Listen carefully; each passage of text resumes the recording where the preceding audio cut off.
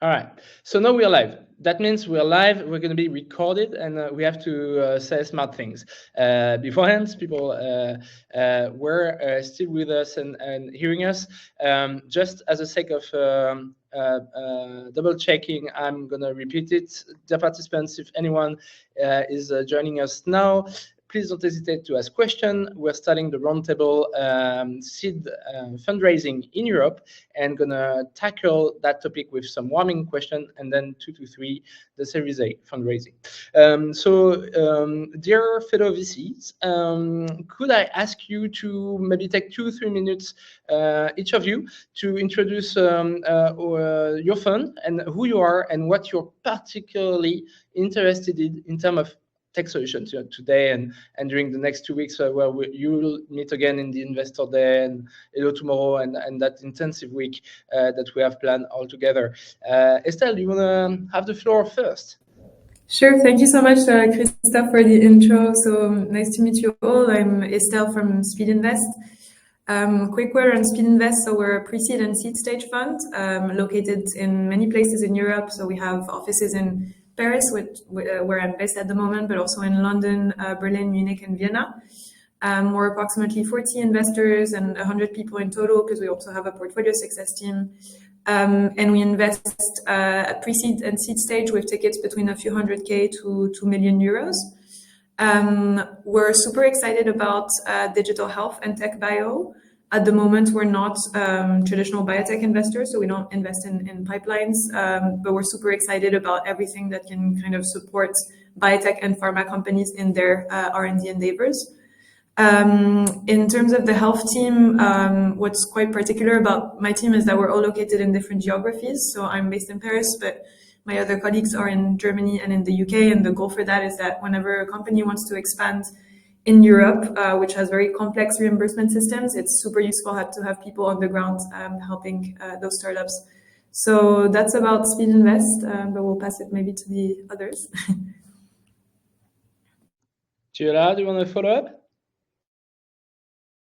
Yes, happy to do so. So my name is Julia. I work for VP Venture Partners.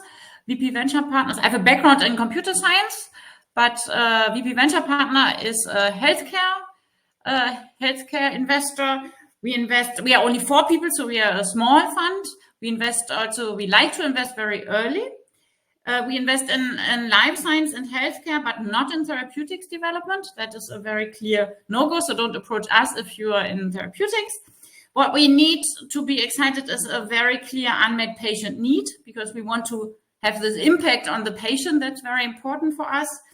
We invest with ticket sizes, maybe starting with 250 and 500,000 up to 1 to 2 million. And we reserve, of course, money for follow-on investments. We are a hands-on investor. Even though we are only 4, we like to work very closely with the startups. We have, 2 of us have a startup background. So I have myself also built a startup before. So we really like to kind of help in these early stages. So that's our goal. So if you are open for advice, that would be something that's a prerequisite to work with us.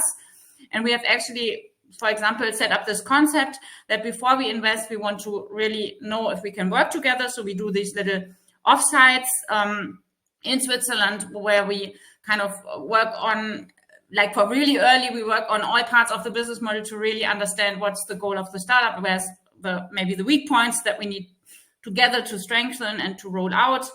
And also once we have invested, we want to do once per year an offsite where we pick a particular topic and where we work really closely together. Thank you. Thanks for inviting me today and being here. Great to see you all. Thank you, Julia. Clément, do you want to go ahead? Yes, thank you. Thank you, Christophe, for the invite. So I'm Clément Berthollet. I'm working for Adbio Partners. Quite complementary to the 2 previous VC, because we are doing only biotech and therapeutics. So we are really dedicated to bringing new treatments for patients with unmet medical need. We are therapeutic area agnostic, modality agnostic, because it's biotech and therapeutics and a bit more capital intensive. Sometimes our ticket size are a bit bigger. We start with 2 to 4 million, and we can follow up for sure up to 12 with our current funds. That being said, we see more and more tech bio opportunities. We would be interested if the company can develop a pipeline and have their own product, like we see more and more also from established tech bio players. So that would be of interest for us. We have also a few exceptions, like enabling platforms, but very linked to therapeutic applications, such as production for cell therapy or companies in this field. Happy to take any question. I see that there is a first question on Europe, US. With our current fund, we can only invest in the European Union. So this is a limitation that we are working on for the next fund, but as of today, it's only Europe. Nice to meet you all, and happy to take questions. Thank you very much, Clément. And then last but not least, Alexis, also super complimentary, more on the medtech Aztec side. What's the story of the fund, Alexis, and maybe also the synergies with DMH that you can introduce? My background is biomedical engineering. I finished my study in New York, and I started to work for Mount Sinai Hospital for 7 years. I was associate director of the biodesign team. We built medical device for any physician in the hospital, and at the same time we also help a major medtech company to develop medical device. I moved back years ago to Paris, and right now I'm working with different company. I'm a mainly partner with DMH, that is a market access company implicated in this program. I'm also working with a distribution company named Waymed Care, who are helping any startup to sell product, mainly in France, but we also do Europe. And last one, but maybe the most important here, we're investing in medtech company, thanks to fortunes, but at the same time we have the ambition and the support right now of investor to build potentially in the next 6 months a vehicle of investment for medtech and digital health. Thank you very much, Alexis. So today, once again, all the startups, the idea is really to kickstart the discussion on both seeds and then 2 p.m. Series A and B with some questions that I had in mind, and you can totally step in to ask your questions as well anytime. First, one obvious question to all of you, and we can go backwards, by the way, in order of speaking. What are some of the biggest red flags that make you walk away from medtech Aztec, Alexis and Julia, tech bio, Estelle, or biotech, Clément? If you want, Alexis, Julia, whoever wants to start. Should I start with this pretty intense question? I mean, there is no major, no most famous red flag. I think, it's always a classic thing. The first thing is, I will be a little bit cliche, but when you invest in project, you also invest in people, and 50% of the time, if there is not a good feeling with the people that is in front of you, if you don't feel it, sometimes it's not going, even if the project is perfect technically. Sometimes we just have the feeling that it's a human experience. So at the end, it's these people, if you don't have a good feeling, you will have a not good feeling maybe with other one. And so that's maybe the first one. But after, if we go technically, there is multiple one. It's a classic market fit. If there is no need, sometimes in pre-seed, a lot of people say, oh, I'm a physician, I know all this and this. But when you start to target a little bit the need, then after a few interviews, you understand that it's more challenging. Another thing that is for me sometimes underestimated, it's the ecosystem and the complexity of the ecosystem. Sometimes you have the feeling, maybe again, as a physician, you have the feeling that you understand the ecosystem, but sometimes you don't realize that sometimes the red flag is not in your idea, but it's in the distribution. And also time is in the business model. There will be no business model right now already ready for your market. And sometimes the idea could be amazing, but it's too soon for the market.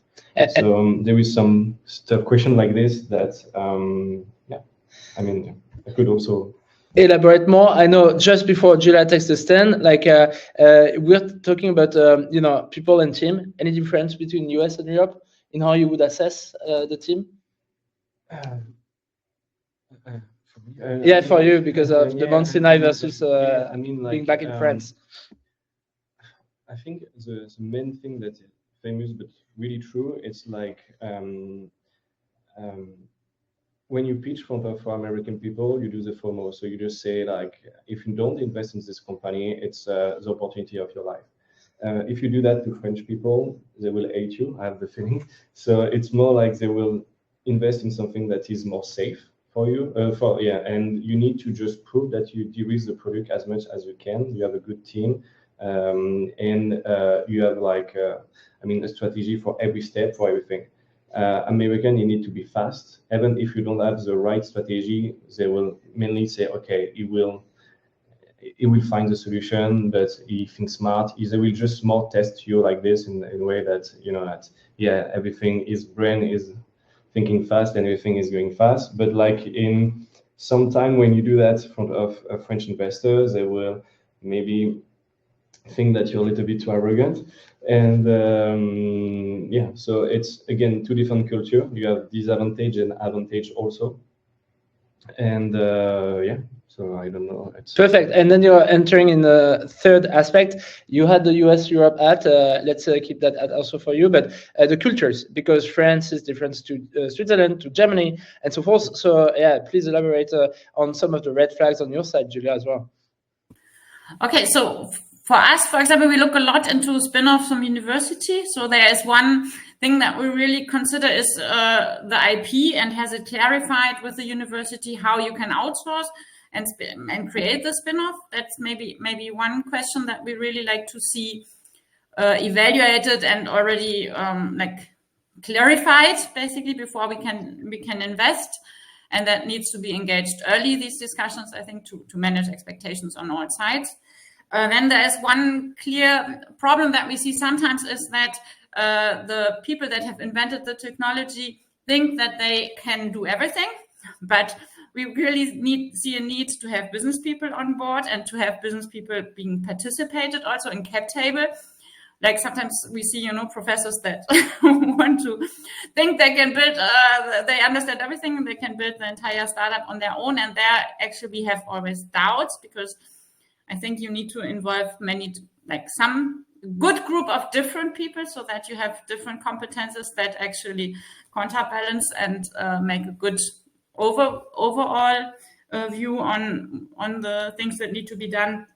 And then, of course, we also look at the market and the patient need, and to really need to see that the startup is listening to the customers, and there is a good evaluation of all the different stakeholders involved in bringing in healthcare, building a viable business, because there are always many different stakeholders, and you need to kind of have all of them inside at least, so that you can see, and all of them need to have some kind of a pain to really create a pull for the startup. Maybe that's the 3 points.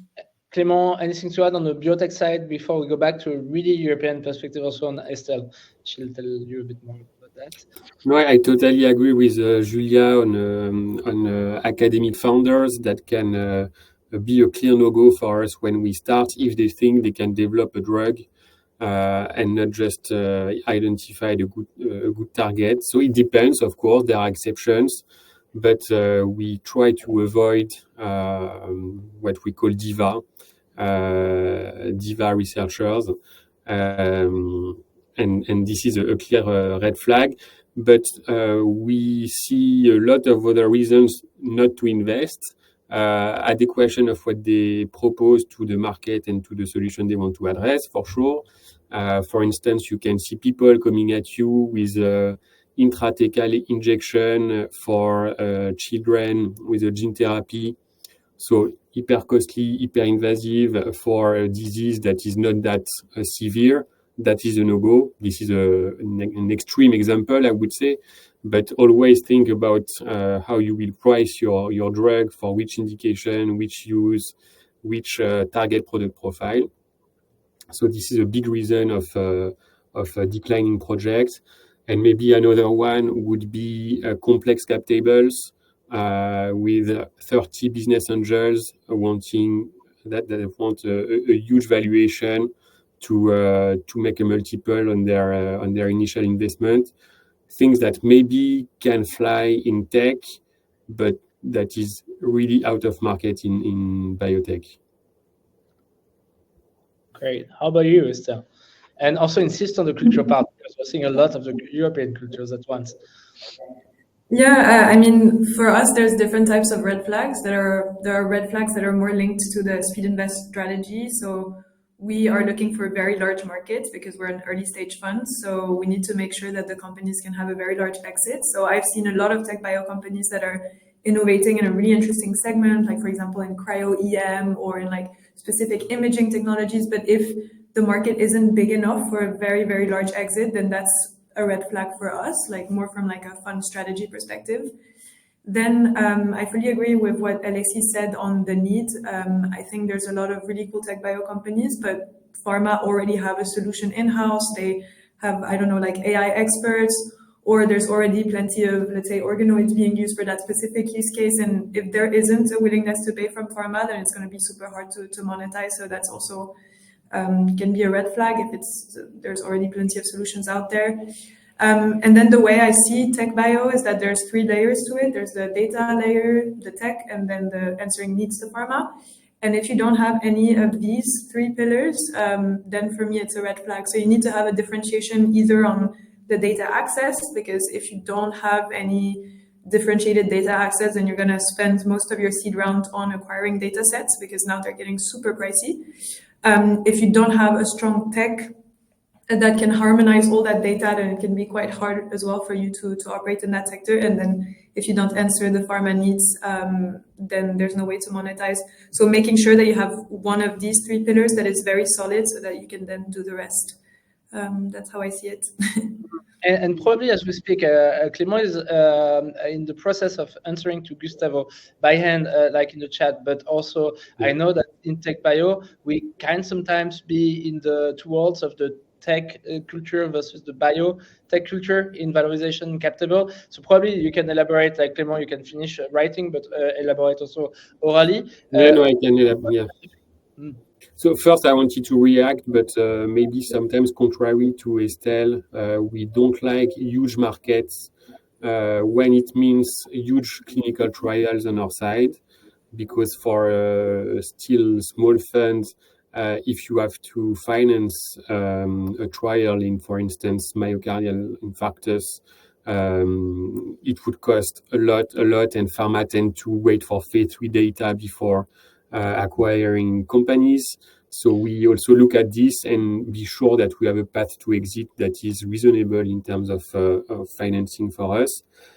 And to answer to Gustavo's question in the chat, I think the risk profile, the capex that you need to spend, the path to revenues, of course, is very different in tech bio, medtech, biotech. And what we see in biotech is that you have some upfronts between seed, Series A, Series B, of course, but they are not huge. And because the risk is still there, until you get to your clinical trials. So we see that the real step up in valuation happen with the exit and the acquisition. And here it's a massive step up. But before that, don't expect to make 5x on your seed investment with the Series A. And some business angels, also because they are maybe investing in a wide range of sectors, including tech bio, or others, are expecting this kind of valuation, and this is the red flag for us. And Estelle, definitely elaborate on the cap table part, because on the tech bio, I know that you're constantly navigating the 2 worlds as well. Yeah, I think on the valuation, it's a really interesting topic, and I feel really bad for tech bio founders, because they don't really know who to pitch to and what to expect from a valuation perspective, because there's biotech investors that usually value a company based on an NPV, so based on like the molecule where it stands today and the potential it could have taking into account the risk of failure in clinical trials. So they have like a very specific valuation method. Whereas for tech VC, it's mostly based in like on dilution, founder dilution, size of the round. So it's quite hard because they're pitching both to tech and biotech investors, because technically it would be amazing to have both on the cap table, because biotech investors can open you to an amazing network that you can then sell your tech bio solution to, and then tech investors can help you on like the AI part. But you're kind of sitting in between from a valuation perspective. And this we don't really have the answer to at the moment, especially when tech bio companies start developing assets and they go into the biotech camp, then they need to rethink the whole valuation. So it's a very complex thing. What I'm seeing at the moment is that if you're a tech bio company and you start raising from tech investors, then chances are that the next rounds will be from tech investors, just following that valuation trajectory.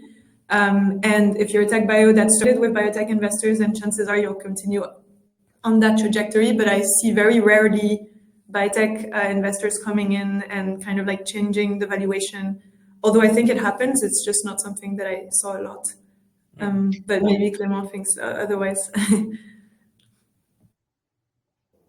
No, I agree. Except some well-known players who have started with one path and then changed their business model, and then they have to defend the valuation, and I think it starts to be a complex story. Julia, I feel you wanted to add something, and then I have an idea to elaborate with Alexis on the medtech side on that topic. Go ahead, Julia, first.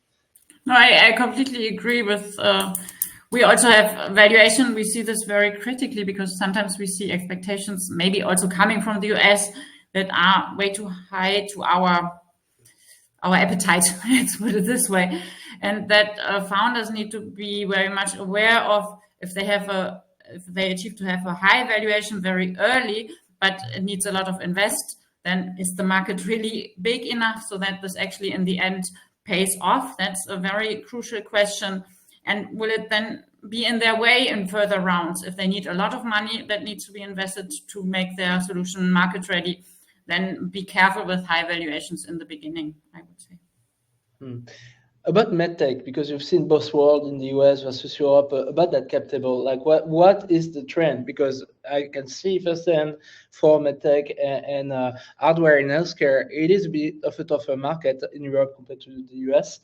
Likely, what's your takeaway on that? No, it's funny because like it's always the same question about the valuation of your startup when you start a spin-off, even from a major hospital in New York, and in literally like sometime I just realized that a price has been known like this during a meeting and we start like this, and sometime it's finished in a good way, if it is in a bad way for this round of investment. But I would, and more you have like investor in seed and pre-seed will just invest with no value and no valuation, and they will just it's like an option that would be based on the Series A. So it's like a percentage. Let's say right now we give you the cash, and we have some part of the company that will be based on the Series A. I saw it also, and I mean, yeah, there is for the valuation. It's always challenging in early stage when you're not on the market, because normally you base the valuation of the revenue, and there is no revenue. So, and you have a big American market that is homogeneous, and you can grow fast, but you can also fail fast. And in Europe, it's split in 15 and even more country, and it's slow, but when you're there, you're there. I saw it also when you have a user, a physician in New York. Sometimes he will use a product for 2 months and you say, oh, you know what, I hate it, I will use another one. And for the tech, it can go really fast. And in France mainly, in Europe, I'm not an expert, but like in France, normally it will take a lot of time to accept the product. But like when he loves the product, he will use the product for years. So you feel safe. And so same thing I would say in terms of, sorry, I start to speak about another topic, but like just to come back to valuation, it's depending on a lot of things. And just, I'm smiling because sometimes you have a lot of digital health. You have some product that is, you don't know if it's a med tech or a digital health, or if it's a purely tech. And that's a little bit challenging, but always think that your investor is like your future partner. And if it's not only giving you cash, sometimes it's not really helping you. You need to give you more. And And if even if you're like you think you're a tech, but you have some medtech obligation, it's always better to go with the medtech world. Just to let you know, and we saw that with some of your friends, Chris, that investing from say well-known tech entrepreneur who are investing now in medtech and just realize that it's challenging. Yeah, we won't name his name, but definitely it's exactly what was mentioned. Those BA coming from the tech world are going to expect the tech rules and the tech valuation rules, and the more medtech or the more tech bio / awareness, at least of the funds that are starting to building this awareness, like Speedinvest, or the more like qualified biotech funds like Adbio is on the early stage, is the better track probably to go with, because the culture will be the right one with the bracket that on the tech bio it's going to be hard, and that decision early on is going to impact you. You go tech, you go biotech, because it's still being a lot debated. And for that, just a bracket like Discord is pretty defined in terms of servicing or hardware that goes into probably the lab environments.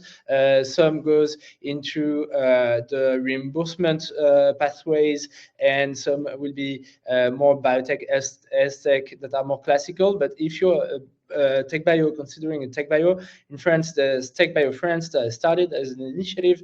They recently published what is the current French ID card for a tech bio and what to expect, and give a bit more on the valuation side as well. And it could be interesting for startup considering the balance as well between the two, to have a look at that work. We'll share that work with you.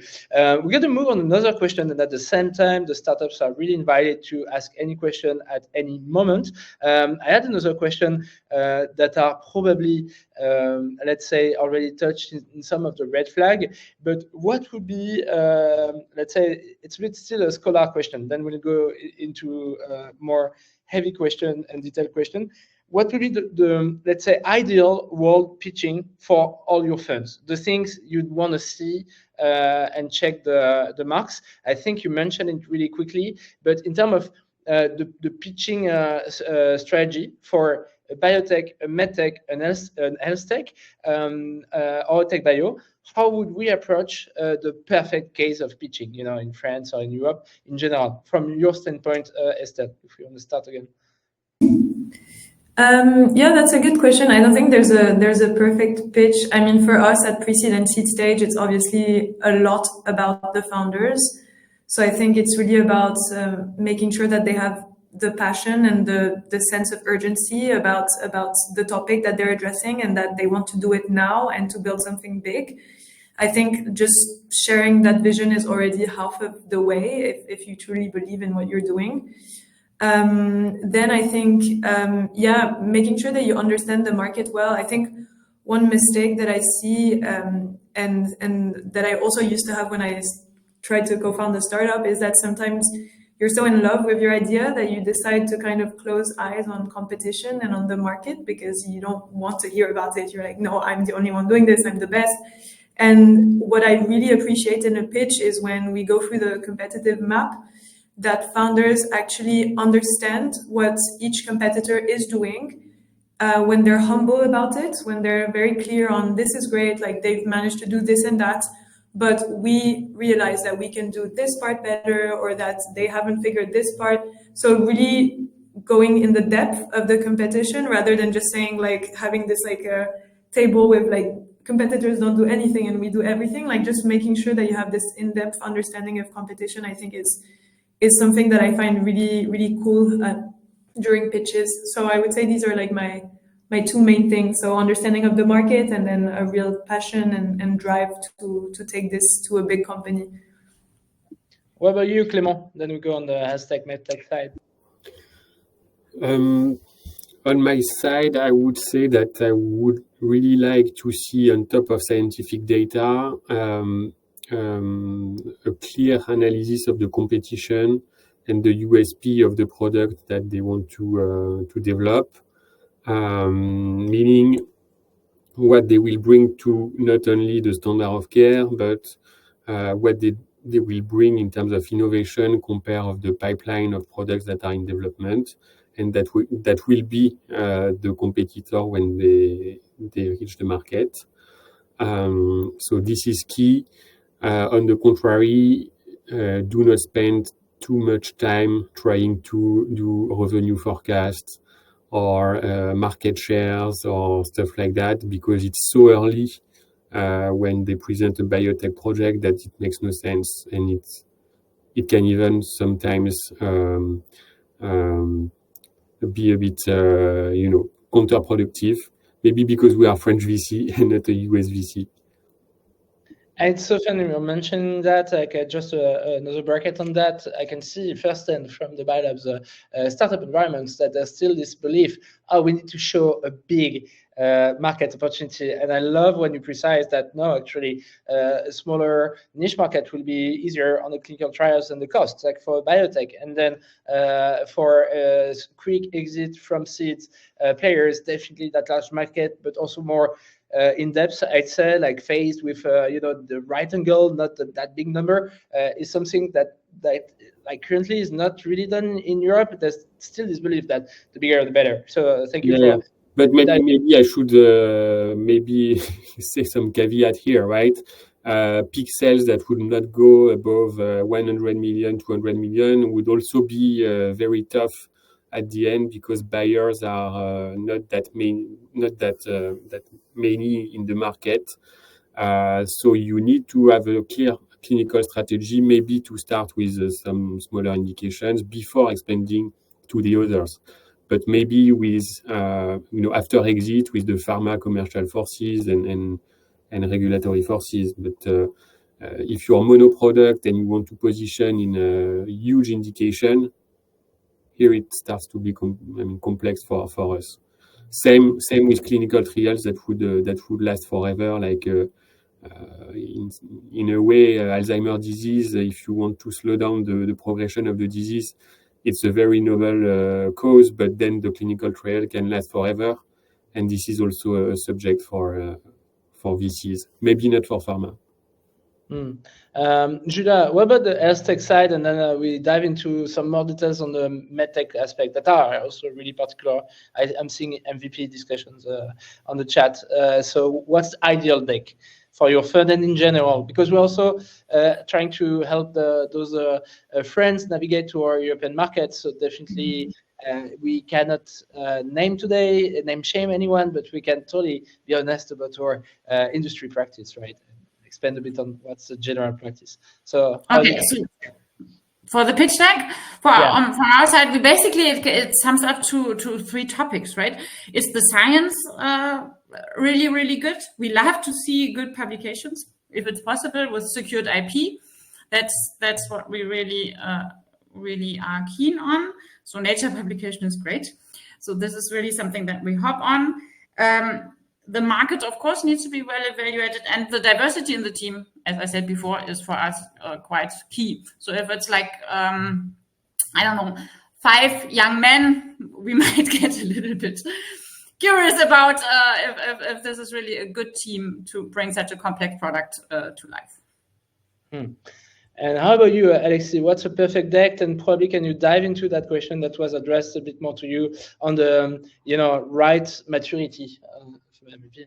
Yeah, but also just to come back, I do agree with Estelle on the competitive landscape. But just to add one more thing, it's sometimes I love when people start to speak and have the product in the competitive landscape, but also the strategy behind the product.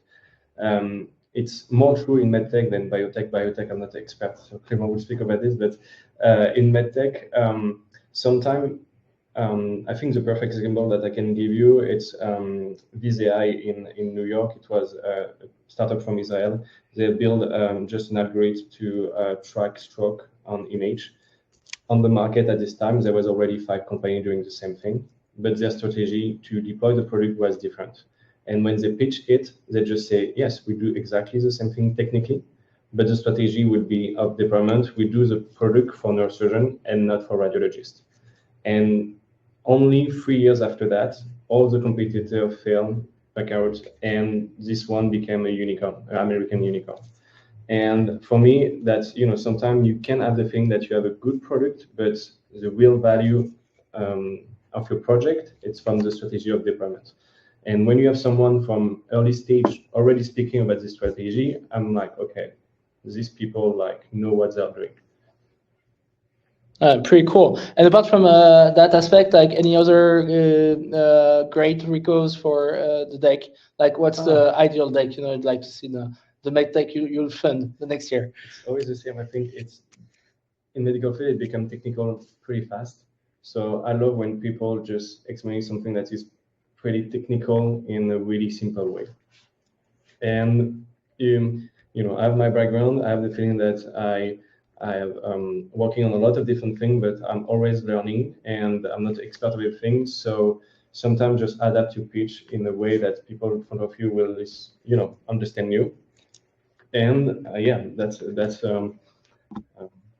key. That's just that's a really good comment. That's something we've been coaching the startups that are going to be interacting the next 2 weeks with lots of investors at the Hello Tomorrow Summit that are a bit more deep tech and then more generalist, and then we'll need to understand the generalism of this mechanism of action and those topics. So exactly what Alexis said is going to be important for those VCs that could make the move. And one example, recent example, is Gallium.exe making the move for Generare, being an AI hunting for solutions in the nature for the new, let's say, molecules that the industry, the pharmaceutical industry will need. And it was a stretch from Gallium.exe to make that investment, because not necessarily the top area and field of comfort, but the capability of the team, of the scientists to project people in the team's ability and the technological solution was key to attract VC. And that's something I want to stress, because particularly in the Hello Tomorrow environment, it will be those kind of deep tech VCs that can sometimes do up to some really advanced biotech, tech bio deals, because they'll have been convinced that you master the mechanism, but it needs to be non-speaking to other experts. It's going to be the same at the Biolabs European Investor Day, so that all cohort was lucky to be selected to be seed participants. You won't be pitching because we received like more than 150 applications. It was hard for this year, but you will be there during the day. This is the 80 top VCs of Europe and CVCs, and more than 20 of our pharma partners and the external innovation will be there. We'll have the list of you guys attending, and definitely being able to have a simplified version of your mechanism in the slide deck for people that are not in the specific therapeutic area that you're targeting, but understanding well enough the, let's say, ingenuity, originality, innovativeness of that mechanism is going to be important, because some pharma will then report you to their experts, lead expert on that therapeutic area, because they'll have been convinced of that mastery of the mechanism. So I would second that very much in the field of biotech, because sometimes in the field of the experts you're going to meet, none all will be the expert of the disease or that mechanism that you're going to see. And it tends to be like a bias I'm seeing in lots of biotech to be already talking to experts, but like a step back, like will bring this ingenuity of mechanism understandable for everyone. One other question that I wanted to ask you really bluntly, and we keep discussion coming in the chat, is how do you feel about the European investment landscape right now, right? It's a bit of a challenge worldwide, like things are definitely, not settled, lots of discussion, geopolitical discussions, especially in the field of healthcare. So it's a challenge. How do you find, the landscape currently in France and Europe and Germany, and how could startup makes the most of that complex environment also to keep solving our health challenge? Maybe I'd like to start with Julia, the neutrality, the Swiss, in that discussion. Like, how do you find the context in Europe? Okay, I think it's a tough question, to be honest. I'm not sure. When I looked at your questions before, I was not so sure how to answer on this one. So let's see if I can come up with something. I think there there is a diversity of investors that invest in healthcare. That definitely exists. And when we look at a startup, for example, we also love to see other healthcare investors that are actually a bit specialized in the field, because the expectations are different, and the let's say the duration that you and the slowness of the market needs some kind of deeper pockets, or at least some patience. Let's put it this way, maybe. But there definitely are healthcare investors available, and what I would recommend is to go to events, maybe, where you can see several investors, so that you can get a feeling of the landscape, that you talk with other startups. That's maybe a very good pointer. So what we see a lot is like warm intros from other startups to us, like, okay, I know this guy or this woman, and I really like their approach. So that could be something. And what we do a lot is also connecting with the university startup centers and get intros from there. I think that's also for us the source. So if I describe the sources, maybe that helps a little bit on where to find the investors. Yeah, but I mean, there are known players. In Germany, there's, for example, High-Tech Gründerfonds, which is a kind of a state-driven investor. They are very big. Or there is always local like public investors that do a lot of smaller tickets and that support startups, and they always have quite a good network, so that also helps to bring you in contact. But yeah, I'm sorry that I don't know if that helps. I mean, it's a very good angle. We are saying there's still money to be deployed. It's tougher, it's longer. Like, thanks for this honesty. And today is about also like mentioning what our startup are going to find in this European context. So thank you for this honesty. But I do agree with you. Still active players in the field. What are your thoughts, like Clément and then Estelle, on that? Honestly, I think the market is tough those days in the pharma industry. In terms of scouting deal flow, we see very good science, very good projects, but not a lot of seed investors taking the risks in Europe compared to the US. Way more seed investor or company builder in the US with huge pockets. So this is on the financing of the early stage. So yes, you can play with the HTGF in Germany, find some non-dilutive funding in France with BPI France, and other countries you have similar things, right? But we would need more money for early stage biotech companies, and sometimes business angel cannot cover that and cannot bring the expertise and the network, etc., etc.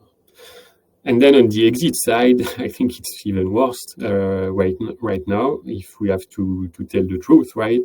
Public markets are a total disaster since 2022. Everybody hoped it would be better in 2025, but the uncertainties in the US politics make it a very tough environment, so everybody's waiting. US new policy in terms of pharma, FDA, even funding of public research. Okay, it's moving. I don't know where it will end up, but there is this uncertainty. Maybe the only thing to finish on a positive side is that pharma still face their patent cliff. They have huge amounts of cash in their balance sheet, more than 1.5 trillion for the big 20. So they will need to buy products and buy companies to fuel the pipeline, that's for sure. 2024 has been quite quiet in terms of M&A, but it seems that 25 is starting to show some sign of activity. Future will tell, but the geopolitical and macroeconomic situation is too uncertain for good business to happen. And if I may add something, Clément, we were in GPM for those also in the US or Brazil from the court that were in GPM. Definitely there was this trend starting to be obvious that public markets are not the exits of large unicorns, be it in biotech or tech or whatever anymore. There could be new trends showing up, and that new trends, it's definitely maybe at a disadvantage for Europe, because those big pockets that are needed to keep the companies private and growing from revenues is going to be harder for our environment, at least until Yes. is spread in Europe and other tools are being deployed. Like, what do you think about that trend? By the way, we are projecting a bit yourselves there, but. Yeah, but on the other side, I think US VCs and US investors have relied way more on public markets than European VCs. I think we have a strategy that is more M&A exit than IPO in general. So I would say Europe is a bit in a better shape for this. And US VCs with their quick IPO, quick crossover, quick IPO strategy might have to rethink about it. So you're right. And also there is money in Europe. We've seen a lot of funds raising significant amount of money in the last 2-3 years. Forbion, to name one, or Gilde. So there is money to deploy. We start to see those huge funds in Europe, so they have money to also sustain the company if there is a kind of gap in terms of exits. So that's good. So maybe it's another difference between Europe and US. Yeah, and I was mentioning for fellow startups from US and Brazil, TB2. It's an initiative that's taking investments from non-traditional investors back into the deep tech topics, from institutional investors, from insurance, from banking, and definitely there's also this less techie-oriented culture in our like stock exchanges anyway in Europe. That is also something that is not changing in the day, but as you said, Clément, there are efforts from all the countries to move in that regard and in that direction. How about US? How do you feel about the current market? I think that maybe I can focus on digital health. I think the market is quite good. There's a lot of generalist funds that are starting to look into digital health a bit more, because a lot of LPs are really interested in the impact aspect of it. So I think there's more and more funds actually getting interested in healthcare. At least I'm seeing this trend with a lot of generalist VCs reaching out for like catch-ups because they're starting to look into health. So I think that's really positive on the early stage side. For tech bio, I think that there's a lot of funds that are excited about it, but very few funds that actually take the leap and invest in it, because there's so many unclarities on business models, on exits. We don't really know what trajectory the company can take. So this is one where I think the funding is a bit more challenging for startups. So yeah, I would say that digital health is quite positive, at least on the early stage side. Then I think when it goes more to Series A, Series B, it gets a bit more challenging. There's less funds investing in digital health at these stages. And then the exit landscape for digital health is still quite new. So there aren't that many like unicorns or like really successful exits that we've seen in this space. So yeah, that's a short summary. Definitely. Like I think Alexis and then anyone would add something else to our European landscape. Then we're gonna go and dive into some technical questions that were shared.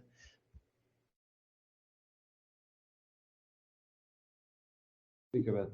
I'm not a European expert, so I will just with my eyes of a guy who started to work in America and moved back to France. I've been pretty surprised, mainly in digital health, because I saw that in digital one of the most challenging thing it's the business model, because everything is new, and even in hospital sometimes hospitals say, okay, we love the product, but we don't know how to pay it.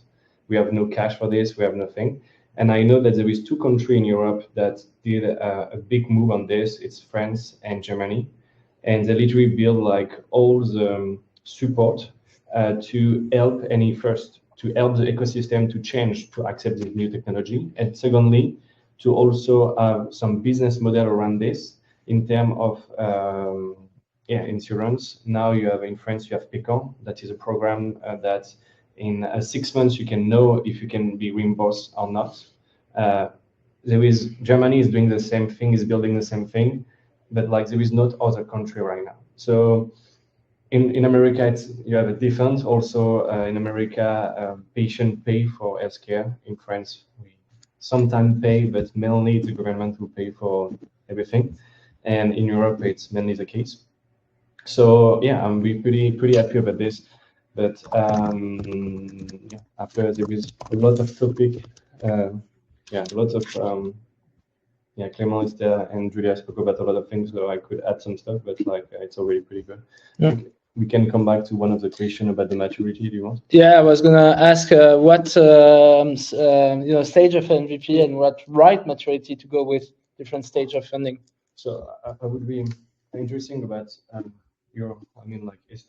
and Clément about your answer about this, but I've been also surprised. But mainly, I have the feeling that also it depends on the topic. But for digital, in Paris, mainly a lot of early stage fund invest when you have a revenue. So and just ask you to use grants from the government until you have revenue. And from purely medtech, a lot of them start to say, okay, you need to have you start the human trial, and before that, you need to use grant. I've been pretty surprised about this because again, in America, you don't have a lot of support for this, so you just use angel fund to support you on day one.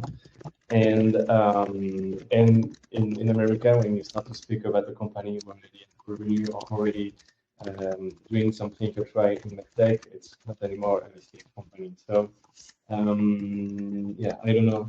It would be interesting about what you think about this. I mean, on our side, we can invest in digital health pre-revenue. So it's not like a main requirement for us. It's good if there is, because as you said, it can be quite challenging to unlock budgets of hospitals or of clinicians. So it's always nice to have that form of validation, but it's possible for us to invest pre-revenue.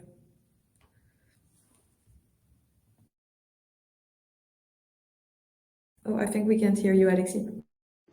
Sorry, my bad. And for medtech, it's the same thing. Is there like a checkpoint that you need to check again just to be sure that you can start to invest? So we placed one investment in medtech. It's not announced yet, but it's also pre-revenue. But I mean that makes sense, and that's like super early stage. So it's like an academic team that has developed a really cool device in the academic setting and just spinning out. So there's a form of validation, but it's not validated in like human trials yet. So I think, but that's a risk that we're willing to take. But I don't think all funds are doing this. Julia, I wanted to comment on that. Maybe one last word, then I unfortunately have to leave. And thank you all for this nice discussion. Yeah, what we like to see is kind of if the team has to stay too long in university, things get too slow, right? So there is this mixture, and there is some grants also for spin-offs. So I think this is what we prefer to see, that you kind of try to get a non-dilutive funding, of course, and that we can actually match as a private investor, But if we would not push a company to stay too long in university because the development just slows down, because you have all these administrative overheads, and you would not look at the market closely enough, right? Because you stay in academia, you have different goals. So that's actually our kind of trade-off. We really like to see non-dilutive funding that we can match. So then we have a bigger leverage, basically. Thank you very much. Yeah, definitely. And to add on top of those discussions and what was shared a bit in the chat, because it's 2 p.m. and we're going to need to wrap up. And thank you, Julia. If you have to leave right now, please do so. I think, Clément, you're also going to have to bounce right now. Thank you. And we're going to welcome Fan. I think also Estelle is going to have to bounce. So please, Estelle, as well, feel free. I'm inviting our dear Stefan to join us. I'm definitely happy about the first hour of discussion because we've set the stage in an honest way. Capital is hard to get, long to get, but still findable in Europe. Definitely, there's a different challenge to the tech bios, medtech, biotech, and in Europe, you're going to have this challenge of non-unified markets, but at the same time, the good upsides of that is once you're here, you'll be there and for long, and the practitioners will have adopted your solution for longer than in the US.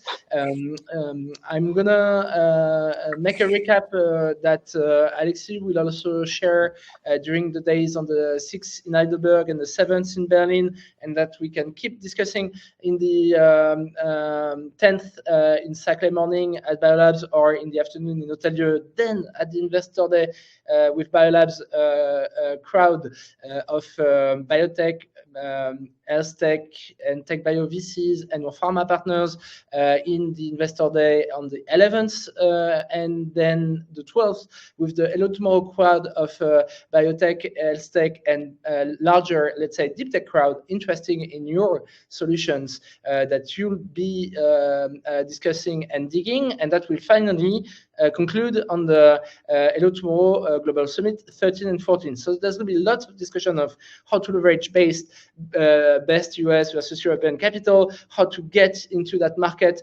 I've seen some of the question of, yes, it's hard to get European VC to invest in non-European startup, but there's also a big demand and ask at the moment from European countries to welcome, innovators and companies and job builders in the ecosystem. So that's definitely a scheme that you learn from the different regions, be it in Heidelberg or in Berlin, how to get attracted in Germany and facilitated those implementation. Same for France with the Choose Price region, and be it on the seed or Series A and B stage. So with that said, I'm looking forward to welcome Stefan Albers that is joining us today. Stefan, thank you for making the time to join us. Could you give us a bit of your background and the XAnge story and current hot focus in not only health tech but maybe more deep tech, biotech, tech bio topics, and share a bit of the project you've been financing? Because I truly believe, not because I'm a good friend with the whole partnership and crew, but that you've nailed finding some of the most amazing tech bios, health tech, and medtech recently that all are on the path to becoming unicorns, we hope. So Stefan, the floor is yours to introduce yourself and XAnge, and then we'll keep Alexi, not for investing in A's and B's yet, but for the US Europe hat and comparison on that aspect. Go ahead, Stefan. Yeah, thanks so much for having me. So let me introduce myself quickly. My name is Stefan. I'm a senior associate in the Berlin office of XAnge. Been here for a little bit over a year. And maybe as a disclaimer, I have a general business background, and I'm just starting to dive a little bit more into tech, biotech, and medtech topics together with one of our partners, DM, who's our partner leading these topics at our side. I've been 3 years in VC, and before that started 2 of my own companies with mediocre success, I have to say. So raised a little bit of funding, so at least I understand the pain point of kind of raising funds from investors. Have raised around 3 million euros, not paid that back, I have to admit, and then joined the other side of the medallion. And a little bit about XAnge. We're an early stage fund headquartered in Paris, around 20 people in Paris, and then around 5 in Berlin, and have been investing now a little over 20 years in European early stage startups. So we are a generalist fund, but have always had a little bit of an appetite regarding everything when it comes to medtech, biotech, tech bio. So I think we have built a quite decent portfolio with companies that you might be familiar with, like Qubit Pharma, Treefrog Therapeutics, Glima, Implicity, Wondercraft, and so on. We are currently investing out of our 4th fund, which is 220 million, doing tickets from 500K to 10 million. So we do kind of in between pre-seed and Series A, it's our sweet spot to start off, and then we can invest up to 25 million per company. Looking forward to the discussion. Nice. I was just naming out those farmers in the chat for our fellow startups. So today we have 50% of the startups coming from US and Brazil, and 50 coming from Europe, France, Germany, Poland.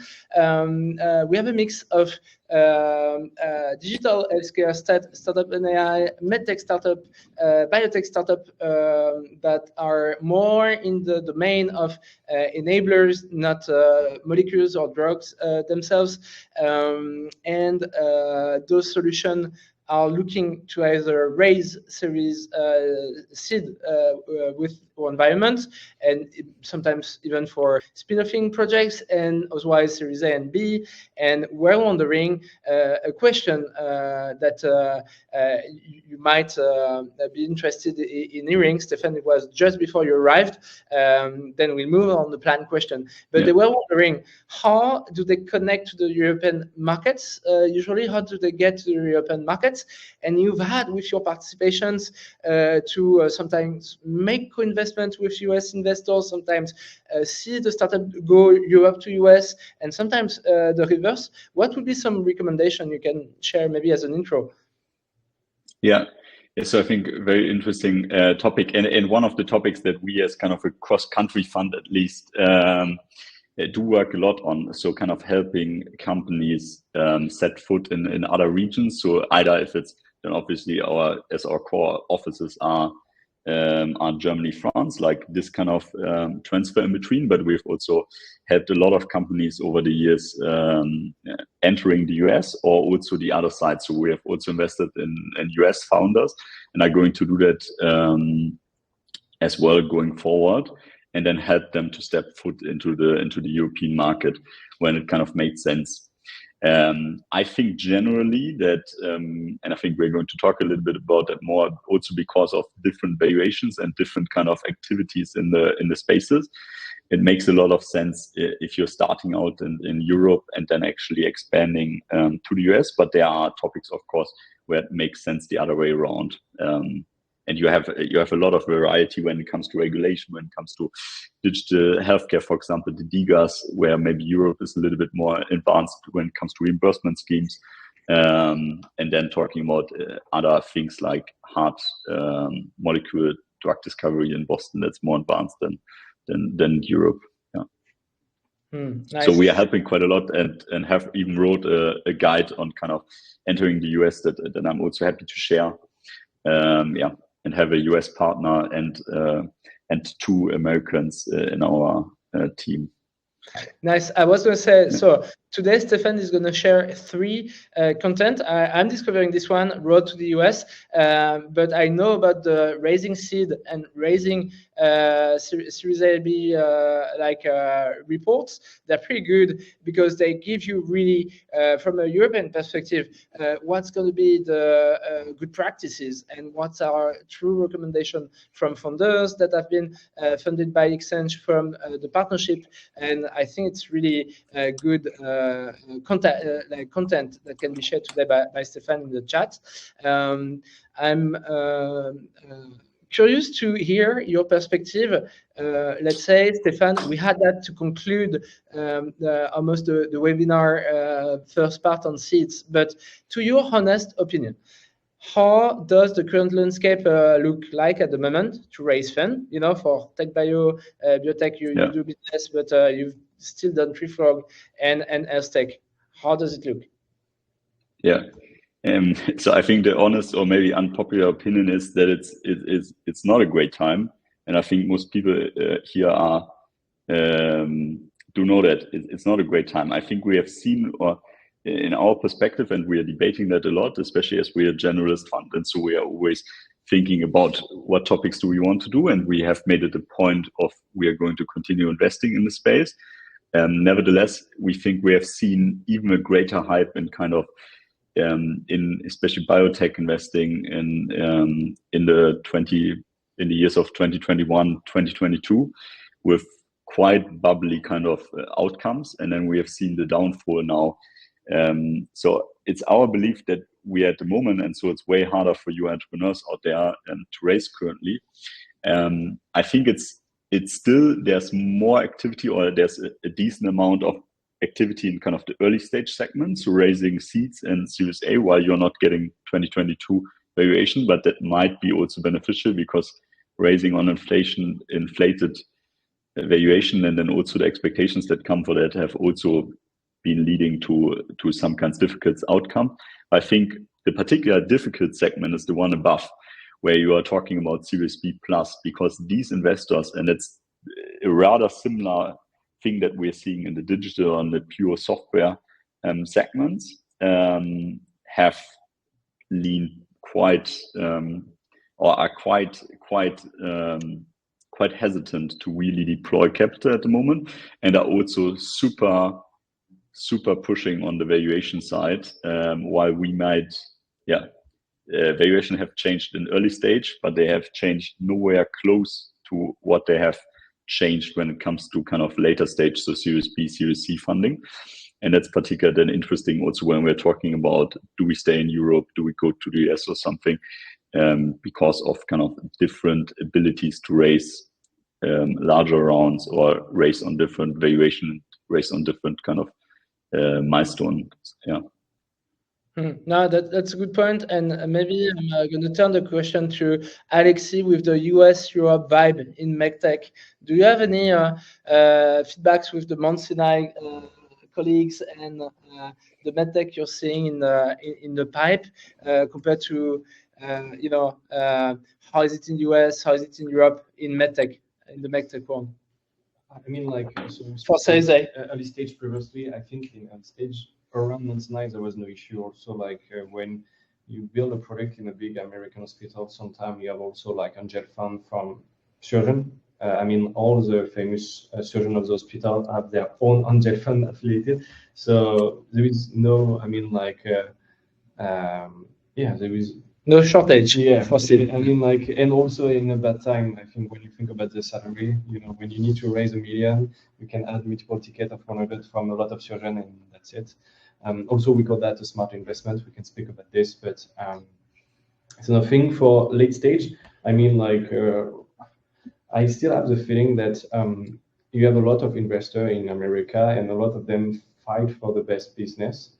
For the best, I mean, like, opportunity in America, in Europe, I have the feeling again for years that is the opposite. You have like more, you have more opportunity than an investor. So sometimes investors become a little bit more picky. So, and again, we come back to some discussion, you need to fit with the investor. I mean, like, the connection you need to fit, and also after the business. So, yeah, and we are speaking about Series A, Series B, but like it's even more true later. And in Series D, and you have not a lot of people in France, and they're even more picky. But at the same time, in digital there is only few opportunity right now. In MedTech you have more opportunity, and I mean, like, that's it. In general, I think, like, I still have the feeling that we are lucky to be in healthcare also. That it's not mainly tech, or tech can go in every direction in a quick. Healthcare, we saw that during COVID also. It was a bad time for everyone, and healthcare was a pretty good time for us. And I still have the thing, at some point we still sick people, and even during the war, at some point people will spend cash on health. Sad but true. But maybe just go in there and maybe be more of the unpopular person in this block. And I've just invested in a biotech company from a friend of mine as an angel. I still think like that maybe I should have been more precise. There's like later stage investing, Series B plus, which is troublesome in Europe. It's early stage investing, which is kind of okay.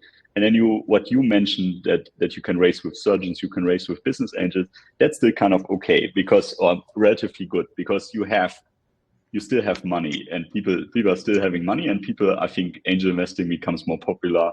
People like I do that. I think there's comes also certain amount of risk with it. What we've seen, for example, is oftentimes, especially when we're seeing less sophisticated, so doctors and so on, investing in companies in a kind of pre-seed rounds, what we are sometimes seeing, and this might sound slightly counterintuitive, is that we are seeing these angel investors coming in at relatively high valuations. So it was the same when my friend is now raising a pre-seed, and he's immediately wanted to raise at a 10+ million round valuation, not round. And the angels investors who are relatively unsure about what valuations are kind of normal in this round might give him the money on this valuation. But if you're doing that, you are facing some risk then at a later stage, because then the seed investors we have kind of, as we are screening all the market, we have a better understanding of what are kind of normal prices for these kind of milestones that you have reached. And so I think the angel investing segment is quite fine, but there's a risk of taking too high valuations kind of in the space, I would say. That you can hear about when you speak about seed and pre-seed, you speak about product. When you speak sometimes, it depends also the maturity of the product, but when you speak about Series A, when the product is on the market, a lot of we say word that you should use is not anymore about less product, more finance and finance performance of your company. I think when you just check the profile of all investors, late stage, they all have finance background and business background. Early stage, it's more like sometimes purely engineer and tech background. And again, to come back to what we say at the beginning, when you adapt, you pitch. When you pitch, sometimes people, you have like an entrepreneur that build a successful business and like it's working, people use a product and now they need to raise a Series B for like to develop more product and everything. Sometimes there is a mismatch with the investor in Series B because they will be like, okay, the guy speak only about tech and product. I don't care, but I care about like the EBITDA and like the like finance performance of the company, and like and it's not working just to do that because they're not speaking the same language. And even more true in Series A when it's funny like some so it say that I'm an advisor for XAnge. Sometimes XAnge just ask me, is it good or bad? And like I'm like, not to explain a little bit more, but like sometimes I just realize that we don't have the same background, and you just say it's green light or red light, and I'm like, more green than more red, And but like because they will just say in terms of finance it's pretty good, but in terms of product is it good or bad? And at the end it's mainly finance, and again at the end of the end it's human. No, definitely. I'm gonna dig into this fundraising mechanism a bit more with your honest feedbacks. I love. Thank you, Alexis and Stefan, for being bluntly honest. For a Series A, Series B, we're often talking about different type of round with the medtech, tech bios, biotech startups and the medtech. So different type of rounds can be seed or Series A. One example successful in our crowd is this massive seed of 11 million for oncology, where Speedinvest earlier is an early investor, and that deal is happening quick as a seed, and then they're going to be on the road for a greater Series A. Sometime in health tech, it's going to be more classical, at least in the European part versus the US part, and in medtech, you'll tell us, Alexis, when does a Series A start for a medtech or a tech bio or an health tech company, Europe versus US, let's say? Stefan first, and then Alexis. Oh, Alexis, if you want to go first, yeah. There is no rules. From my opinion, I saw so many different things. I can give you an example at Monthly. So also it's sometimes based on the people. I have maybe the worst example, but one of the neurosurgeon I was working with, he built a company during his PhD. He sold the company to Apple, and he built Neuralink with Elon Musk, and he fight with Elon Musk during COVID, and he came to Monthly, and he built a competitor product without slide, with just a pitch. He raised 50 million in pre-seed. He raised 6 months later 40 million, And I was like, is it a seed, a Series A? Because it's 40 million, it's huge. And he was like smiling and just say, yeah, we just have an MVP right now. We just go, go fast. And he's raising around like, I think it's around 100 million right now. And there is MVP. They will start to have human data, but the product is on the market. And when I ask him, is it the A, B? It's huge amount of cash. He's smiling and they say, oh, right now we don't care. And I'm like, and at some point, there is no real rules. The only thing that really you need to think, it's more about who investing and what's the rules that they have in terms of, you heard about the fact that Estelle previously say, we don't care if it's not on the market. I can tell you that I have 5 examples of early stage fund in Paris. None of them in digital will invest if there is no revenue. And for me, that's insane. But like in medtech, they will not invest if there is no human data. And also for me, that's insane because sometimes you need to have a sophisticated prototype to go to human. So, it's pretty cool that you have like now more VC like the one of Estelle previously, Speedinvest, that are interesting to take risk. But France, or maybe not Europe, but France have been not famous to take risk. So maybe we have not also the best one for early stage, but yeah, again, I spoke a lot, but like Stefan, you can, I don't know if you want. Yeah, I tend to agree with that. I think it's very difficult, and I think also that these names, and I say them a lot myself, but I think it's as you say, Alexi, it's difficult to put it in perspective.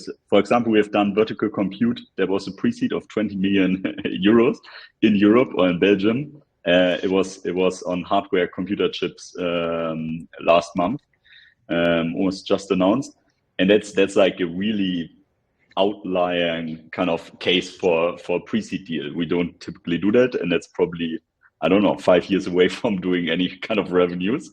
But that's also not what we do on a day-to-day basis, but it's also a rare expectation for us. So I think it's difficult to say. Early stages is still like, obviously the more data you have and the more data proof points you have, it helps. And then I think probably the rules are like, you are not going to raise 100 million or Series B probably without getting actual revenues. Nevertheless, I think investors have learned also over the past 10 years that it takes most companies in medtech and so on, it takes a little bit longer, but therefore it becomes more defensible if you have CE markings or anything to our reimbursement schemes to actually get in place first. So we have a couple of cases, Implicity, Glima or something. They're both doing double digits, millions in revenues now. But it took them sometimes. But now you have defensible, now you have a nice mixture between good amount of revenues, plus you have IP and reimbursement schemes and so on, that then adds on to kind of the valuation and the multiple that you're getting. Nevertheless, it takes time, and so it's difficult also for us. We sometimes struggle to value it because there's no framework, and obviously tech bio then is very different than when you're doing biotech and you're, I don't know, in preclinical or something. Yeah. So I would say it's very difficult to say rules without saying something really stupid. Yeah. I have just a comment because I saw all the startup present here, and I saw some of them already like selling product in their own country. And the only comment that I want to say is, as you saw previously with Clément, like a lot of European investors are not a big fan. They can't invest in American company or like Brazilian company just based on the fact that we are not a communist country, but at the end in France, we have BPI, and BPI invests in a lot of these funds. And when they invest in these funds, they just ask you to invest in French company. Do the same thing. So you have a lot of, it's not European fund, but like they have some part of in the vehicles that coming from Europe. And the requirement of Europe is just say invest in Europe. So they're interested about the product, they want to help you, but they're like, we can't invest in America legally. After you have like, yeah, maybe you can add something. Yes, that's completely true. And I mean, you have to understand as Alexi said, you have to understand the VC landscape. You have the national vehicles, so the BPE in Germany, it's KfW. And then you have the European Investment Fund, EIF, which is the anchor LP in many, many funds, including ours. And they mandate these things. Nevertheless, and I think it's becoming more and more common, that you are getting a pocket, that you're getting more flexible. I feel like you're getting more flexibility those days. And the GPs, so our main partners or our general partners, are getting smarter in the way they structure the contracts, so the LPA, so the limited partner agreements, in a way where, and we do that as well, where we have a agreed amount. So typically it's a percentage of the fund, let's say 5 or 10%, where those rules are not applying. So obviously, if the European Union gives you money, or you are investing taxpayer money, they also expect you to invest it in these countries. And I think it's relatively fair ask. That's one angle, and it's getting slightly more flexible, I think. The other aspect of that, I think, is that doesn't make sense for us to invest in a Brazilian company if we don't have a specific insight. So we tend to only do that. We could, in theory, do that, but we will only do it if we have a specific insight. So we know the founder super well that probably means for multiple years. We know the industry or the problem for some reason. We think we know it better than most people, or we have the better connection in the space, or I don't know, we have funded a company 10 years ago that did that. It was not successfully, but we believe now it's the perfect time because of XYZ. But there needs to be specific reason, because if we are just going to another country or out of our depth, then we call it in VC a tourist. And if you become a tourist, it's very dangerous. And you shouldn't probably do that in most cases. Yeah, and I want to top up on that, on the fact that there's a hard, let's say, dynamic at play as well in the field of healthcare, especially in biotech, where US is seeing Europe as some kind of, it's almost exotism. US looking at Europe, Europe player looking at US players and investing in each other's direction, because in Europe the valuation deals are, let's be honest, again, be discounted compared to what the US valuation can pretend to be. In the US environment of there's more VCs than good deals, and the FOMO that you can create might be true, where in Europe it's going to be more competitive as well. And we see these trends of US players looking at Europe, Europe players looking at US and investing. But there are funds.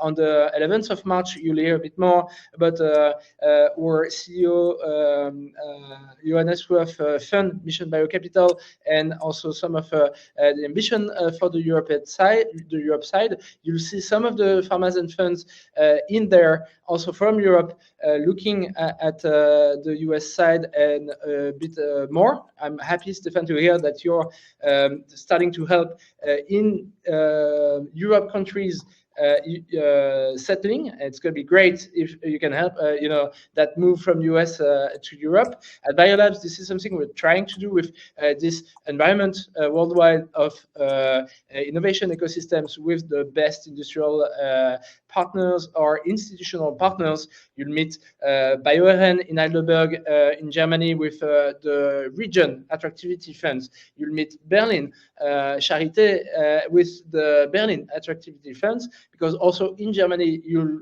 discover some of the lender strategy in health and some of the lender investments. So sometimes it's not only countries but to the region side that this thing is at play. But I can definitely see more bridge, having the idea, at the end that Alexis was reminding everyone. In the US, the competition is going to go really fast, and practitioners can ditch the tech in 1, 2, 3 years, and it might be also more competitive on the offering for drugs or solutions, where in Europe it might be harder in the beginning, but then more guaranteed in the long term to be settled in the market and so forth. And based on those dynamics, I want to open the question to you, maybe Stefan. You're going to look for different, let's say, fundraising partner, US versus Europe, in be it health tech, medtech, biotech. those investors are going to bring those unique ecosystem, smart capital that was saying Alexis. What could XAnge bring to foreign startup? If you guys feel you know the market, you know the play, you're contributing to the European effort that we want to bring in Europe, like talented entrepreneurs creating more jobs, be it attracting the R&D. That was an example from another country in Europe that Adbio with Adbio invested in, and the R&D is going to be placed in France. It's also a game sometimes within Europe countries to have this kind of play. I'm guessing it's the same between countries. So what would XAnge, let's say, bring for health tech, medtech, biotech to as a secret sauce? Why a European versus a US, and XAnge as an example? Yeah. That's always a good question, and I think that's like my general advice when it comes to that is also to not just take our word for that, but actually ask around. So basically, just as we would do ref calls on entrepreneurs, do ref calls on us. So call portfolio companies or connect with portfolio founders on LinkedIn. If you are typically, that you should do that probably when you are at the term sheet or IC stage, and ask for references and call these people and say like, what has XAnge done for you, or what has another fund done for you? Where were they shitty and where were they great? Yeah. So maybe as a beginning with that kind of as a disclaimer, do your ref calls and check your investors. But what we typically do, so I think there are two sides of that. First of all, it's kind of general help. So we have a dedicated portfolio success team that's just helping our companies. With 4 full-time members. So they help from everything like setting up, you are a French entity and you want to set up a legal entity in the US or in Germany or wherever, and you need a lawyer, you need someone to check how this is structured and so on. So with these kind of things, or with just general requests like, I want to hire this, I don't know, the salesperson, this chief of staff, how much should I pay him or something, what's normal things, and then we help you with these kind of small requests. Then obviously we have you in the fundraising side. And we help you with kind of our contacts into the ecosystem. So that means everything from kind of the big pharma players, so the Sanofis, the Roches, but also then we have contacts to the research organization or to the leading hospitals like the Charité here in Germany and so on. So I think then this becomes more specific into kind of healthcare, and where we can then help. Yeah. But I think it always depends a little bit on what also the company needs from us. Kind of, do you need advice or structure and how to bring management and how to, like on the business side of things, so hiring, financing, doing that, or do you need help on actually kind of within your product, where we are not going to be great at, because that's not also where we see our value. You should be the main person driving your product and your research. And we are not going to interfere in that typically, because you should have better knowledge of that than we, and we understand our limits in that perspective. So we're going to support in kind of the business area, everything expansion and so on, and then primarily obviously on fundraising. Plus we have a dedicated hiring pool, so for talent, if you need specific person, for example, I don't know, medical salesperson that has sold to hospitals before or something. Then we might be able to help you with a couple of candidates. Nice. There was a long answer, but yeah. But I think this is a really tangible answer for our court.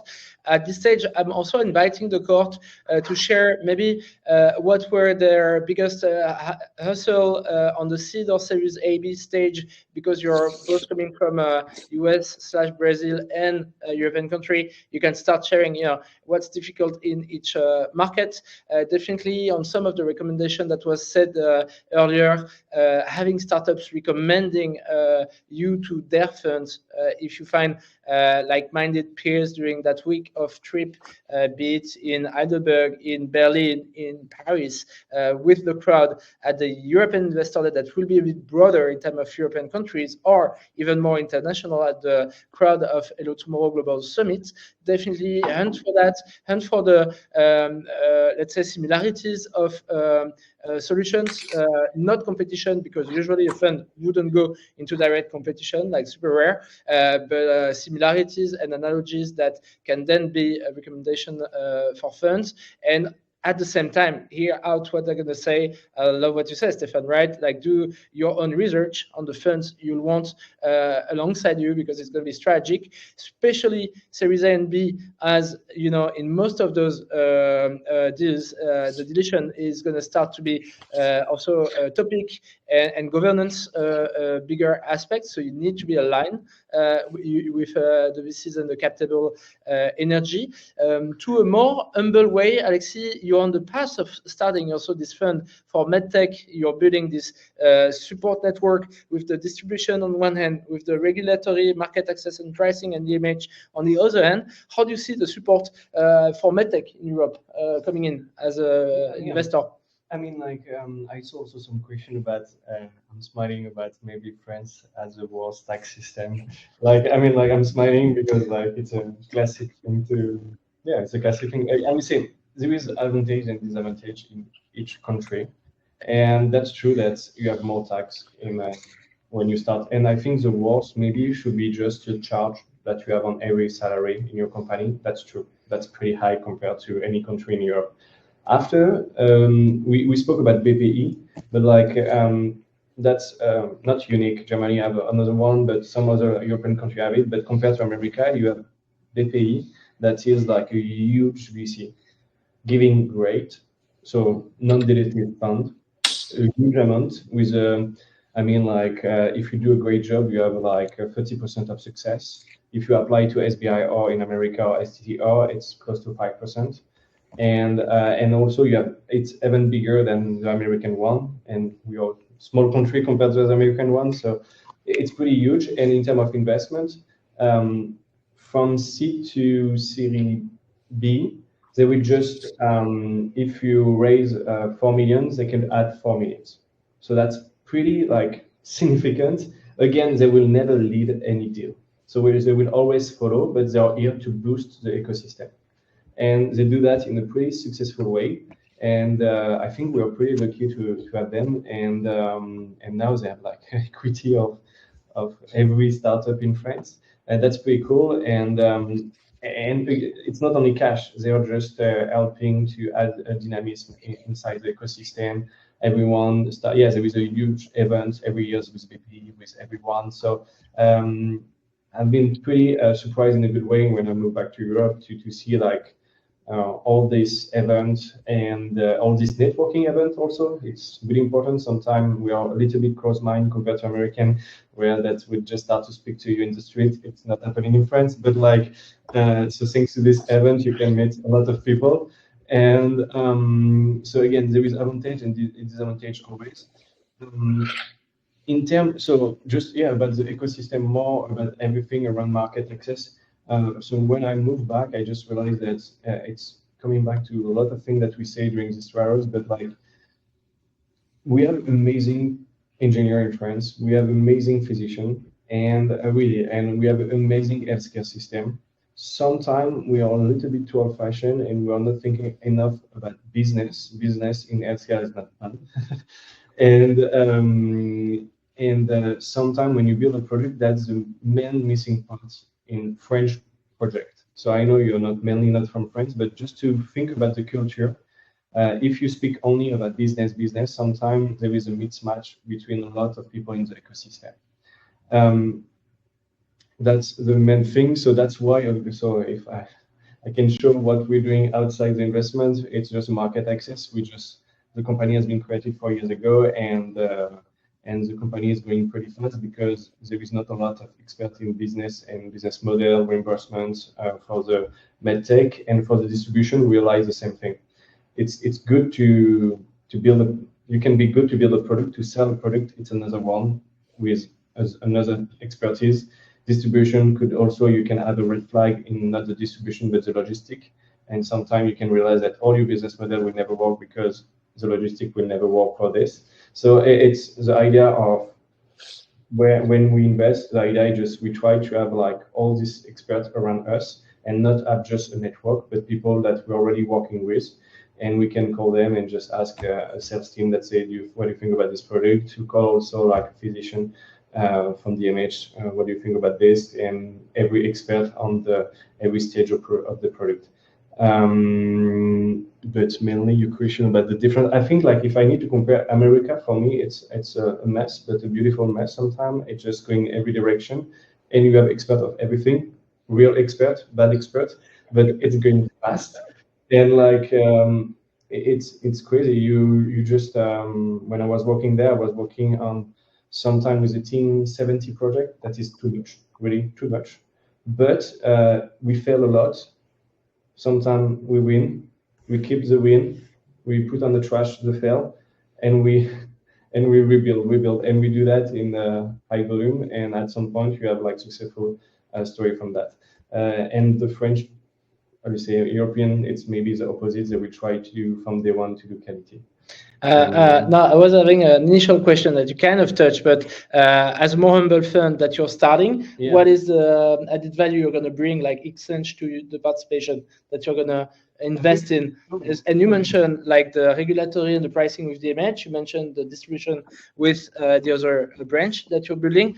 What's the secret sauce, maybe most specifically for Metex, that you're trying to build France and Europe? We are coming back to the same question again. It's coming from the maturity of the product and how long do we need to go to market. And when you're on the market, you generated revenue. So we have a good value of the company, yes, no. And I mean, day one, you don't sell like 1 million products. So it's more like how long do you need to have like a value that's worth a significant amount that will help investor to, and we start in a really pragmatical way. We just say, okay, based on our distribution, they think that they could start to sell this amount of product in 2 years, 3 years, 4 years. And so the value of the company should be around this. And we just go backward, and we just start with a valuation like this. Another thing is like, what we are doing also with DMH right now, it's we realize that sometimes some startup raise 1 million, but to go to the market, they need 1.5 million. And to do a perfect job, they need this 1.5. So we just say, you know what, just spend your 1 million outside DMH, and for DMH, give us equity of the company, and we'll do all the market access strategy and some part of the clinical trial at DMH for equity of your company. And that's something that I saw multiple times in America. And so we started to do that recently. Nice. So, but yeah, again, the idea is just to, in early stage, to cut the value as not as small as you can, because it's always the same. As sometimes we just start with no value, and we just say it's option, and the option will be based on the value of the company at Series A. And I think I'm going to touch base on that question of valuation. We've all agreed that there's no rules with pre-seed, seed, Series A, B, and the amounts, but there's definitely rule to negotiate better valuation for Series A and B. What would be the anchoring point for negotiation? Being a medtech, biotech, tech bio, I think you've seen, if not leading, the Vandercraft, Trifog, Glimmer deals, that went on XAnge. Could you start giving some hints to the startup following us today? What are those anchors for valuation negotiation on that stage? I mean, that's also always an interesting discussion. So maybe let's start with kind of so you as an entrepreneur, you're going to make a plan and say like, I need around this amount of money. I'm currently here when it comes to milestones. So I have, I don't know, I'd have these data proofs, or I need this amount of time and money to reach CE marking, or finish my preclinical stage, or turn first revenues, or whatever it is, the milestone you want to reach, and how much money you kind of need for that. That would be kind of my initial steps, and then you have to negotiate with the investors how much equity you are going to have to part away with for this amount of funding that you need, and then you can structure it in terms of milestones and so on, or try to get public funding, grants, debt facilities at a later stage, revenues from big pharma companies maybe buying into your pipeline or so, which we just did. Biotech, for example, bought into Trifog at like 25 million revenues that they just preloaded or prepaid to the company for candidates on for specific candidate that they want to test. So it depends always. And then I mean, in the end, it's a market. So it's demand and supply. If you have 5 investors interested, you are going to get a higher valuation. So I don't think there's like there's that much kind of roots to that as well. It's a negotiation. You're going to try to prove your points that you have reached certain milestones, and trying to support this with as much data as possible. And then there's going to be a pricing discussion. Yeah. Yeah, I mean, and you've been transparent in the 2 reports we've shared on the series blueprint, the series A and B. There's insights. What is hard at the moment is, for example, the technique. You mentioned that already at seed. So there are like gray areas where it's going to be hard to understand that, harder to get. But I think then also your best place is like talk to people in the markets and talk to the investors, but also just make your own research. So try to find comparable companies that are relatively comparable when it comes to the space and kind of technology that you're talking about, and where you probably have good insights about who your competitors are and what they raised in terms of money. And oftentimes, for example, in Germany, you can actually check the cap tables for free in the public registry. I think in France, even you can as well check the registry and just check. I'm unsure about France. I thought you can scrape the registries. Anyway, like you can typically you can triangulate with the amount of funding they get, and then in Germany you can just look at it. So you can calculate the valuations basically for German companies, for example. So you can get comparables and just say like, these are my 3-4 close competitors. That's roughly what they raised. And so I'm thinking this was valued at X, or maybe you have heard it in the market or so on. So kind of find your comparables. This would be, I think, my best advice. And that's also like one of your strongest cases then to make like company X was valued at this, but I'm further than them or something. Yeah, you wanted to add something on that? Conference? No. The trick to go on reverse engineering the valuation. You wanted to comment on that? Yeah, no, it's more like and I don't know. I forgot about another question that you asked previously about what is the perfect company, but like because it's matching. Also, to the lot of answer that you had, there is no perfect answer. To the lot of question you had, there is no perfect answer because there is not only one way of success. And really, like I saw it also like what is the exit at the end. The exit could be like be acquired by another company. The exit would be there is no exit. We'll just grow and will buy company now. It's could happening. Another thing is like you have a huge hedge fund that will buy some part of the company just for dividends. And there is and sometimes like I saw some successful company reacquire all the equity of the angel fund. There is multiple way, but the most important thing is I think it's maybe the break-even. We did a study for an investor in Paris, and just realized that in Paris in digital health there was like around 5% break-even. That is, if you compare this to the field, it's extremely small. So if already break-even, that's you can do whatever you want. You can re-raise to grow fast. You are free to do whatever you want. And so again, the best advice is just to get to be break-even as fast as you can. I don't know if you agree, but and I'm sharing one example for the biotech hardware recently, Stilla Technologies. So as Stefan said, you can go on the national website of Germany or France, see the next legal status that will disclose the cap table, and then reverse engineer the different deals in your fields. So that's one way to do it. Sometimes there's secret associate packs, but most of the time it will give you a first good idea. Look in the press for your analogical projects. What have been some exits in Europe compared to the US. Also on the market sizing, it's a good idea. We'll definitely share some of those examples during the face-to-face days. Also to help you navigate through that narrative. I'm getting it. There's going to be that data for that milestone at the right pricing at market demand context. So definitely we were honest with the medtech. Medtech is not something easy in Europe. There's less investment than the US, like definitely or medtech we help in France having sometimes a hard time seed or Series A to find the support for medtech, and there's a push to promote that. XAnge has been an example in following deep tech medtechs. That's one. For biotech, as Estelle and Clément were trying to show you, there's going to be strategies that are either biotech or tech for tech bio, and a bit stuck on those journeys if you start with one or the other type of cultures of investors from the beginning. For health tech, it's still relevant, easy, fine to find capital if you get the right traction. Mostly the culture in France will be having revenues first.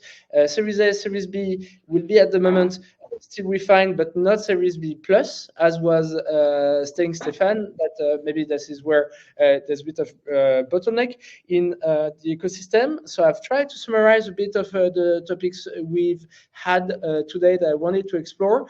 I'd like to invite the startups to share their last question to the investors, and otherwise I'm going to maybe ask Stefan and Alexis out of the book question. What was one inspiring deal you've seen recently in the field of healthcare that you like to share? It can be, Series A or a bit earlier, and why was it inspiring?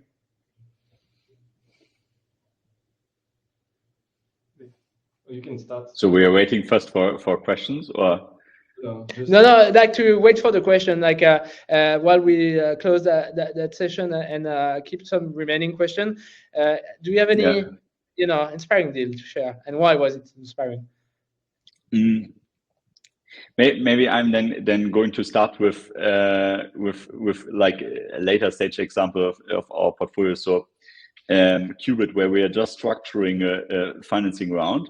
And it's very interesting for me to see that, and I think that's one of the more positive things, like kind of in the space, that you can structure a deal in more ways than you can in typical kind of in software or something. So we're having strategic investors coming in, pharma companies, and we are doing an entire kind of mix of different kind of financing options in here, and that's going to be really interesting, like how you can structure this. And I cannot say more specifics, but it's going to be a really large round, I think, for Europe. To spoiler that a little bit, and for me it was really interesting to see how you can do that with all the mixtures. So just to give you some examples, there are large companies that are going to pre-buy stuff, like the TreeFrog Vertex example. So going to pay in advance, kind of advanced payments. Then you're going to have strategic acquirers, you're going to have pure financial investors, you're probably going to have debt facilities in there as well, and just a complete flowering bucket kind of financing options. I think that makes me quite positive that you can raise, let's call it 3-figure million rounds or something in Europe on these topics with a wide array of all the kind of financing option basically that you're having.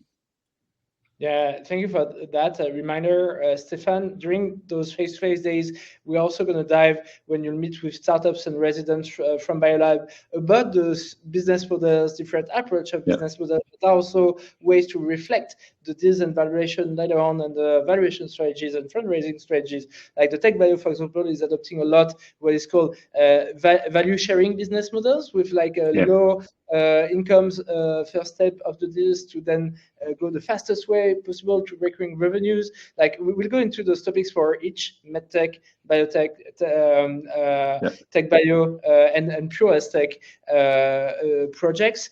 Any insight on a deal that inspired you recently, Alexis? I mean, a deal that you're about to make. Yeah. No. I mean, like it's not a deal. It's more like one project again.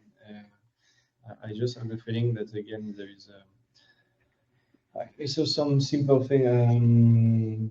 So many examples for me that is efficient. Like you did one. The deal that inspired you the most that was done recently in healthcare, that you made or that inspired you the most.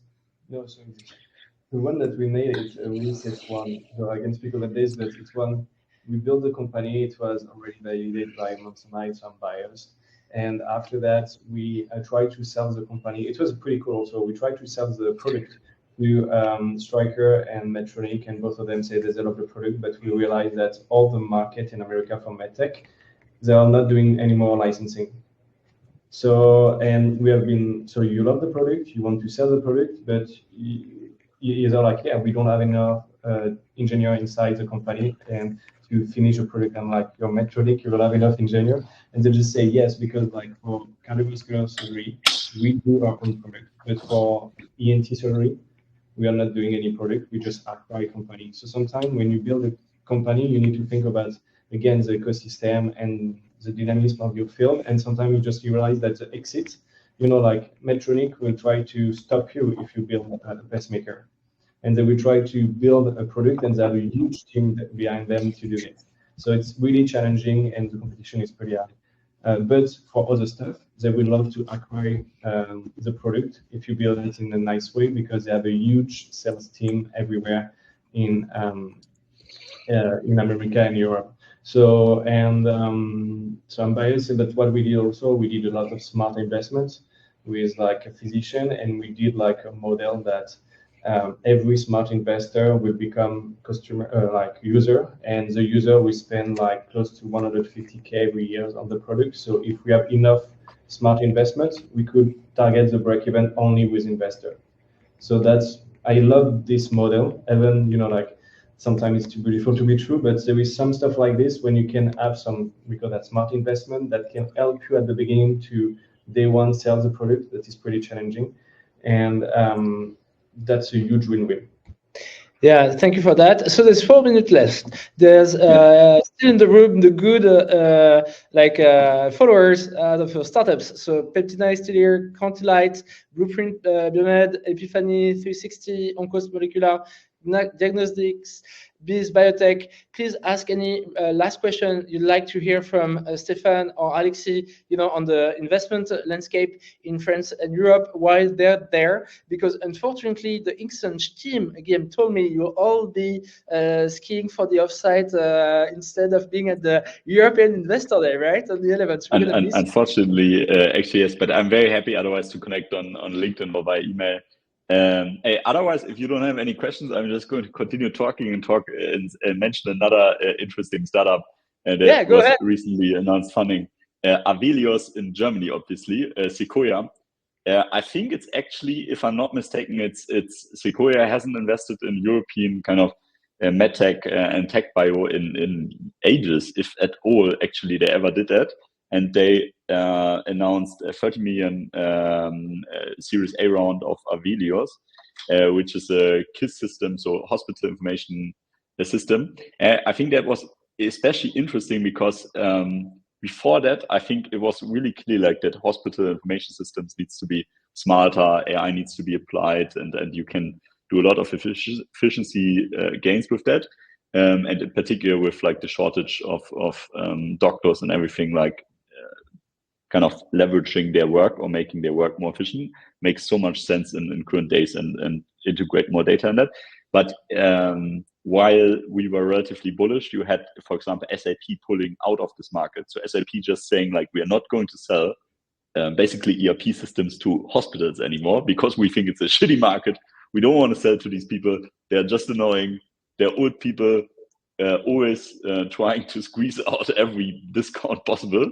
And basically going out of the market, and I think you had a kind of a negative like sentiment in the market clearly, and then you are seeing kind of exactly what startups are meant for. Like you are seeing like a large company pulling out of this, and startups are filling this gap, and you have a ton of really cool companies with amazing teams. Avios is one, Ficus Health from Berlin would be another one that are filling these gaps, and then you had Sequoia come in with 30 million round. On an incredible team and a really cool, I think, play, and exactly where startups should be, like filling the gaps and probably, hopefully, annoying like Germany's or Europe's largest software company, SAP, and proving them wrong. Yeah, and I found this beautiful. Nice. And actually, Berlin Charité with Garima on the 7th in Berlin, and also with the